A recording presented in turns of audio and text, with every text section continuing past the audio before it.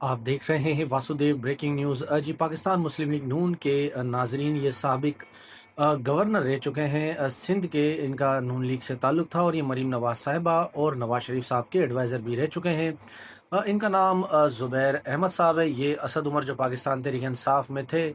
ان کے بڑے بھائی ہیں. یہ پارس جہاں کے ساتھ ایک پوڈ کاسٹ میں شرکت کیے ہوئے تھے جہاں پر انہوں نے اس بات کا انکشاف کیا کہ انہوں نے مریم نواز اور نواز شریف صاحب کے کہنے پر جنرل باجوہ سے جی ایچ کیو میں 2 ملاقاتیں کی. یہ ایک مشہور زمانہ واقعہ تھا کیونکہ D G S P R صاحب نے سارا بھانڈا آ کر پھوڑ دیا تھا کہ زبیر عمر صاحب نے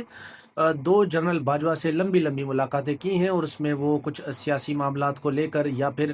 جو نواز شریف اور مریم نواز صاحبہ کے کیسز چل رہے تھے ان کو لے کر کچھ ریلیف لینا چاہتے تھے. تو یہ جب D G S P R صاحب نے پریس کانفرنس کی کہ زبیر احمد صاحب ملے ہیں جنرل باجوہ سے، اس ملاقات کا ایکسپوز ہونے کے بعد یعنی پتہ لگنے کے بعد مریم نواز صاحبہ اور نواز شریف دونوں نے کہا کہ تم ہمارا نام مت لینا اور اپنے پہ لے لو. تو وہ کہتے ہیں کہ مجھے آج تک پچھتاوا ہے، مجھے یہ ملاقات ان دونوں کے کہنے پر نہیں کرنی چاہیے تھی کیونکہ اس کی وجہ سے میں نے اپنی ساری عزت گنوائی اور پارٹی میں بھی جو ہے وہ احسن اقبال صاحب نے مجھے شو کاز نوٹس دے دیا کہ آپ اپنا ہی کوئی گیم چلا رہے ہیں اور ہمارا جو بیانیہ ہے ووٹ کو عزت دو کا آپ نے اس کو ٹھیس پہنچائی ہے اور کروڑوں لوگوں کے دلوں کو بھی دکھایا ہے کہ آپ نے جنرل باجوہ سے کوئی ملاقات کی. تو اس ملاقات کے حوالے سے زبیر احمد صاحب کا کہنا ہے کہ میں نے اپنی جو رکنیت ہے مسلم لیگ نون کی وہ بھی گوائی اور پھر اس کے بعد ان کے اندر جو ہے وہ